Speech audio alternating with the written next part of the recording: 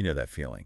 You're maybe trying to speak English, meeting someone new, or maybe just waiting for something to start, like a meeting. Oh, yeah. And there's that pause Yeah. where you feel like you should say something. Definitely. That awkward silence. Exactly. It can feel like it lasts forever, and your brain just like freezes up. It's super common, honestly, especially when you're, navigating social stuff in a language you're still getting comfortable with. Right. That hesitation, it often comes from just not being sure, right? Like, how do I start?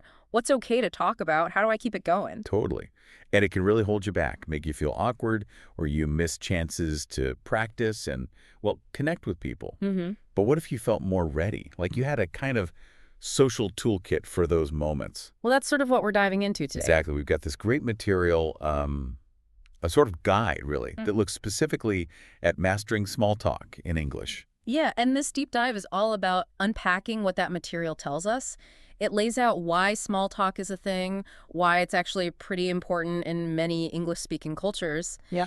And it gives some really practical tips on handling those first interactions. Okay, so that's our mission then. Let's really dig into this. We want to get clear on what small talk actually is. Right. Explore the why behind it culturally, get a solid feel for the topics that usually work. The safe ones. Yeah, the safe ones. And just as crucial, the ones that maybe don't work so well, the ones to avoid. Absolutely. The potential conversation killers. And we'll look at how the cultural side of things plays into it and how knowing all this can genuinely make you feel, well, more confident and just, Yeah. more natural speaking English. The goal is pretty simple, really. Replace that feeling of, uh-oh, what do I say? With, okay, I got this. Yeah. Because the material makes it clear. Getting good at small talk isn't trivial. It's a foundational skill for building rapport and just making things smoother. Okay, let's do it. Yeah. So using the material as our guide, let's start right at the beginning. What is small talk? It sounds obvious, but the material actually defines it. It does. It basically says small talk is light, casual conversation. Light, casual. Yeah, and the key thing it stresses is that it's not about deep, heavy, or serious topics. It sticks to everyday kind of non-controversial stuff. Yeah. Think of it like conversational small plates, maybe. Yeah. Easy to handle. Huh. I like that. So we're not diving straight into life problems, big political arguments, or, the meaning of life. Definitely not. Keep it breezy. Stay on the surface. Common ground stuff. Got it. And the material is clear that this kind of chat, even if it seems minor, actually has a real purpose. It does several important things. Precisely. The material lists a few key functions. Number one, it helps people feel comfortable. Okay, comfort. Makes sense. It's like a social lubricant, It eases any tension, especially if you're in a shared space or you don't know the other person well. Yeah, that makes total sense. It's like warming up before you exercise. You're prepping the space for interaction, making it less abrupt. That's a great way to put it. It also helps build connections. Even small ones. Yeah, even fleeting ones. A quick, pleasant chat can create a little moment of connection, a shared bit of, humanity before you both move on. Okay. And really importantly, it makes social situations feel less awkward. That silence we mentioned, The dreaded silence. small talk is basically the tool you use to break it. Ah, right. Breaking the silence. The material had a good example for this, didn't it? Something about strangers on a plane. It did. It points out, look, if you're sitting next to someone you've never met on a flight, Yeah. you wouldn't just turn to them and start talking about your deepest anxieties or your money problems. Right? Oh, God, no.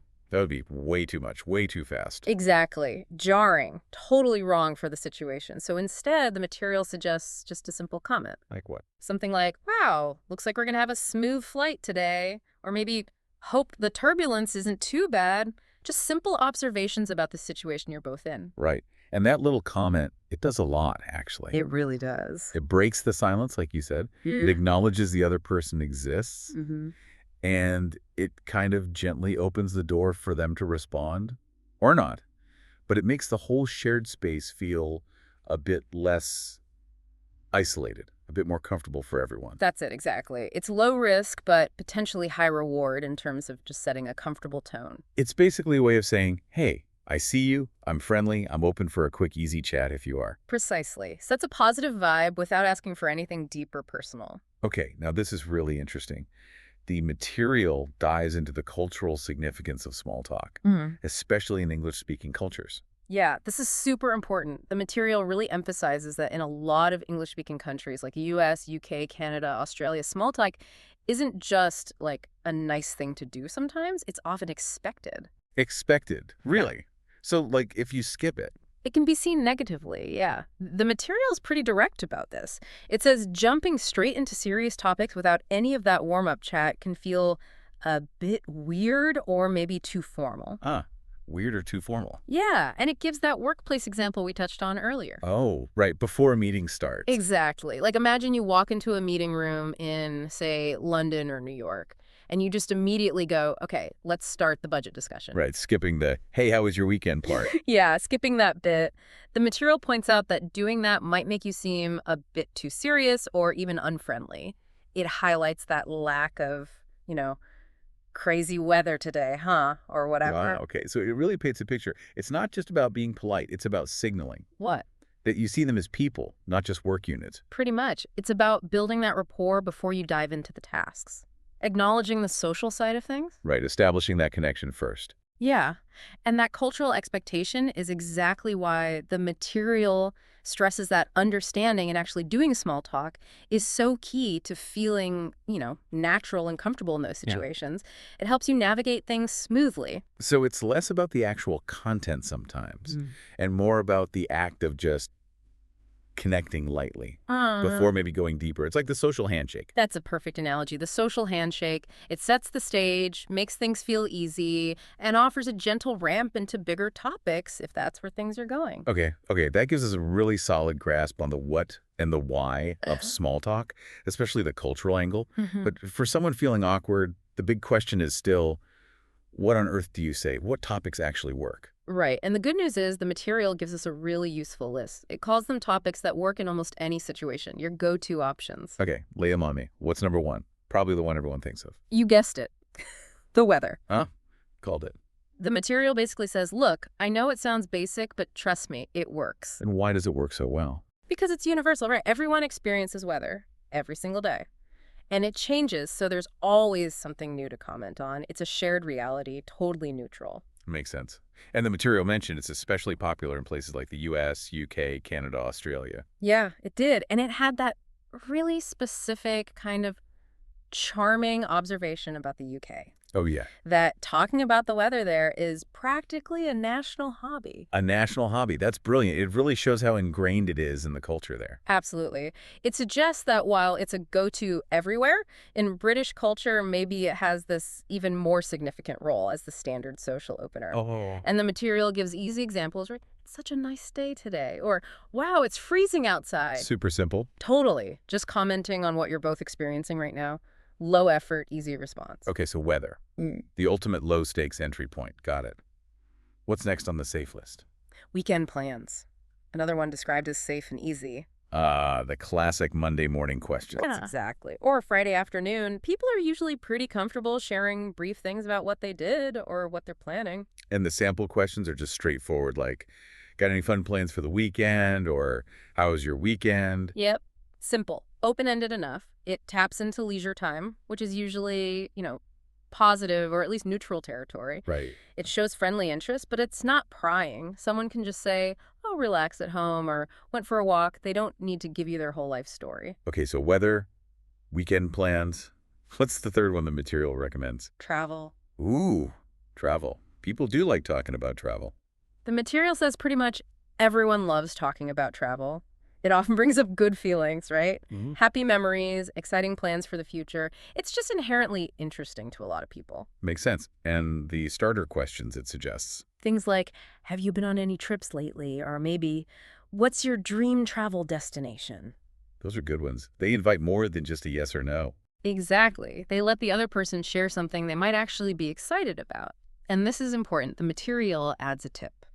Follow up. Follow-up. Yeah. If they say, oh, I went to Italy, don't just nod. Ask something like, oh, that sounds amazing. What was your favorite part? Or, wow, how long were you there for? Ah, okay. So Oh. it's not just firing off questions. It's actually listening and, like, showing your interest in the answer. Precisely. That follow-up is what keeps the ball rolling. It turns it from a checklist into an actual conversation, even if it stays light. You're engaging. Right, showing genuine interest. Oh. Okay, that's crucial. Weather, weekend, travel. What's the last safe topic from the material? Food. Food, of course. The material calls this one super easy because, well, everyone eats. True. Food is universal. It's often about pleasure, culture, shared experiences. It's just relatable. And the example questions were things like, have you tried any good restaurants lately? Or do you like cooking? Yeah, really simple stuff. People generally enjoy talking about great meals they've had, new recipes, favorite foods, local cafes, Hmm. like the material says, and boom, you have a conversation. It connects people instantly through something most people enjoy. You don't need to be a chef. Everyone has something to say about food, even just, oh, I had a great sandwich earlier. Okay, so the four big safe zones from the material: weather, weekend plans, travel, and food. Yeah. Looking at them all together, what's the underlying reason these work so well, according to the material? Well, the materials focus on these highlights that good small talk topics are usually about shared common experiences. They're accessible. Accessible. Okay. Yeah, most people have something to say about them. They don't require you to reveal deep personal secrets. Right, low vulnerability. Exactly. And they're generally positive or neutral. You're unlikely to accidentally step on any controversial landmines. So they provide easy common ground. Precisely. Without needing any specific shared background or existing relationship, they're low threat, high potential for just making that initial friendly contact, Yeah. connecting on a basic human level. That makes a lot of sense. Connect without needing vulnerability or specialized knowledge. Cool. Okay, so we have our yes list. Now, just as important, the material says, is knowing the no list, what not to talk about. Yes, definitely. The material then shifts to the topics to avoid. And avoiding these is key to keeping things comfortable and positive, which is the whole point. Right. So what's first on the steer clear list? Politics. Yeah, that seems obvious maybe, but why specifically? The material puts it bluntly. People have very strong opinions about it, and it can very easily turn into a debate really quickly. Okay, yeah, debate is not small talk. Not at all. And it adds that little note that this is especially in the U.S. Interesting cultural observation there. It is. It suggests that in some places, political chat is particularly well charged. Small talk aims for comfort and connection. Politics often does the opposite, especially with strangers or people you don't know well. Right, unless you already know you agree or you've both explicitly decided to have that kind of deeper discussion. Exactly, which is almost never the case in initial small talk. You risk tension, disagreement, maybe even causing offense right off the bat. It's just not light. Okay, avoid politics. Got it. Yeah. What's next on the avoid list? Money. Money, like asking how much someone earns. Yeah, exactly. That kind of thing. The material says questions like, how much do you make? Or how much did your car cost? Are generally seen as too personal. They make people uncomfortable. Right. And it mentions that in many cultures, including English-speaking ones, talking directly about money with people you don't know well is often considered rude. That's the key point. Finances are usually seen as private. Asking direct questions about income, salary, cost of things, it feels like you're crossing a line. Yeah, intrusive. It can make the other person feel judged or put on the spot, which completely destroys that comfortable, safe feeling small talk is supposed to create. It's just not considered appropriate territory for casual chat. Okay, no politics, no direct money questions. What else is on the caution list? The material groups a few things under personal topics that can be a bit awkward. Like what? The examples given are asking someone's age, their weight, or their relationship status. Oof, yeah, those feel sensitive. And the material had a really good suggestion for an alternative, didn't it? Instead of asking, are you married? Yeah, it suggested asking something more general, like, do you have any plans for the holidays? Ah, that's a great comparison. Why is the second one okay, but the first one not so much? Well, asking directly about age, weight, or marital status hits on potentially sensitive identity points, right? Someone might be insecure about their age or going through a divorce. Yeah. It can be awkward territory. And it feels a bit like you're gathering data rather than just chatting. Asking about holiday plans, though, is still social, but it's about an event, an activity, not a fixed, potentially loaded personal status. Gotcha. It's less probing, more about shared social calendars or experiences. Respects boundaries better. Exactly. It keeps it friendly without getting too personal too fast. Okay, that's a really useful distinction. Focus on activities, not fixed personal details. What's the last category of topics the material says to avoid?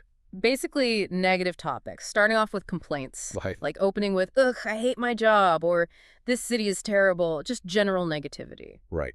Because the material reminds us small talk should be light and positive. The advice is simple. Try to keep things upbeat. Exactly. Starting with a complaint just kind of brings the mood down, doesn't it? Yeah, it really does. It can make the other person feel awkward, like they have to agree or fix it, or maybe they just don't want to hear it. Small talk is meant to be a brief, pleasant little lift. A positive connection. Yeah, leading with negativity just doesn't achieve that, even if you are having a bad day.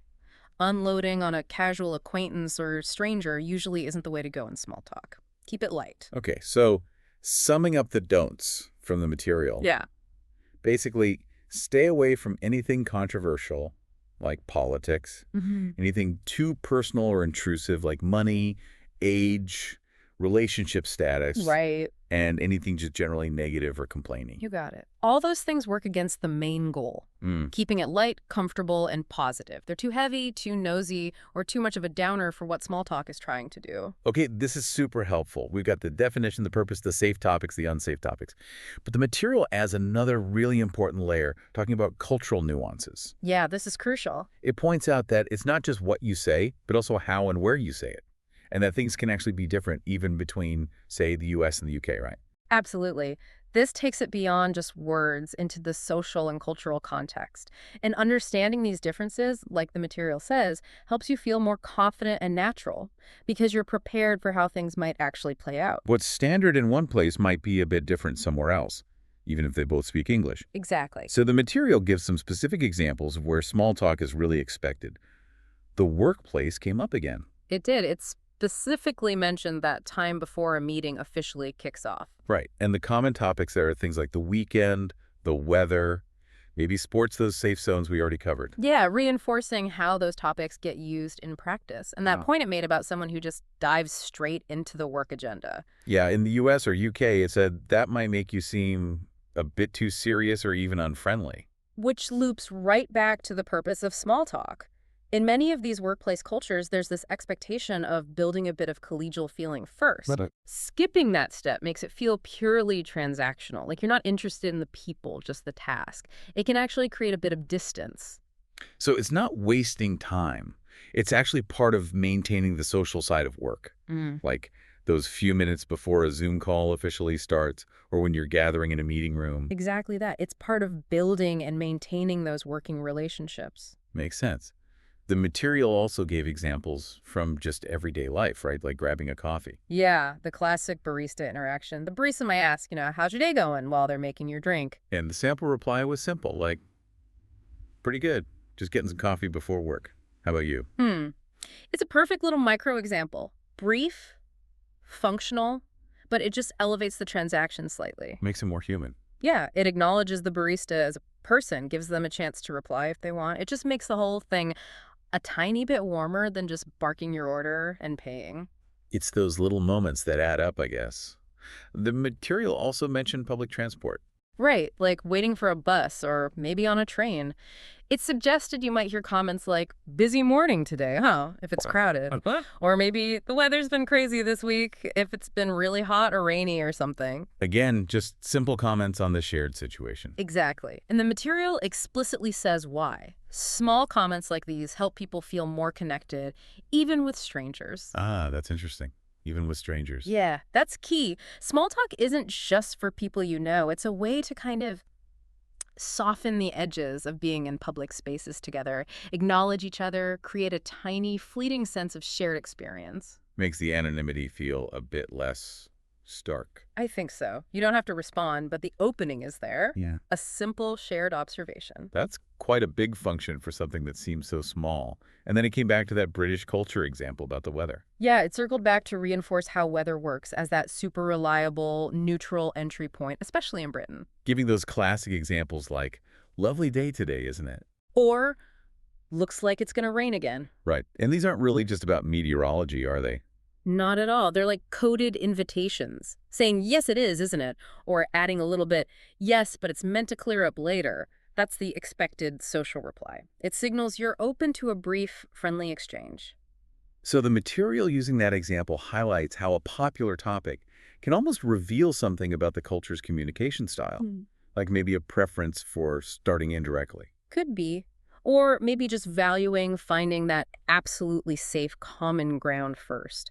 It shows that even though the purpose of small talk might be similar across cultures, the specific ways it's done, the preferred topics can definitely vary. These examples really drive home that small talk isn't just about knowing the right words, it's deeply cultural. It is. It's a social skill learned within a cultural context. And the material wraps this up by saying that practicing small talk is essential if you want to sound natural in English. And it specifically addresses listeners who might be from cultures where maybe you don't chat with strangers or this kind of light talk isn't common. Right. It clarifies, look, in English-speaking countries, small talk is a normal and expected part of daily conversation. Mhm. It's just how things are often done. That might be the biggest hurdle for some learners, right? Yeah. Realizing that what feels unnecessary or maybe even uncomfortable back home is standard practice here. Absolutely. It requires recognizing that difference and being willing to adapt if you want to connect effectively in these contexts. The material basically says to feel natural, to fit in socially, you kind of need to embrace small talk. Mhm. It's not just an optional add-on. It's part of the social package. It might take conscious effort at first, but recognizing its function, making things smoother, pleasant, helping you connect is key. Okay, wow. Hmm. So this deep dive using the material has really covered a lot. We've got the definition, the purpose, the cultural side, the do's, the don'ts. Mhm. We've seen it in action in different places like work or the coffee shop, and even seen specific cultural quirks like the British weather thing. Yeah, it's a simple sounding skill, but there's actually a lot to it, culturally speaking. And the material doesn't just dump the info on us, it gives a practical way to actually use it. It does. A little 3-step challenge for you, the listener, to try out. Okay, what are the steps? Step 1. Just start a small talk conversation in English. Find a chance colleague, bus stop neighbor if it feels right, barista. Just take the initiative. Use one of those safe topics. Okay, initiate. Step 2. Use a follow-up question. Remember that.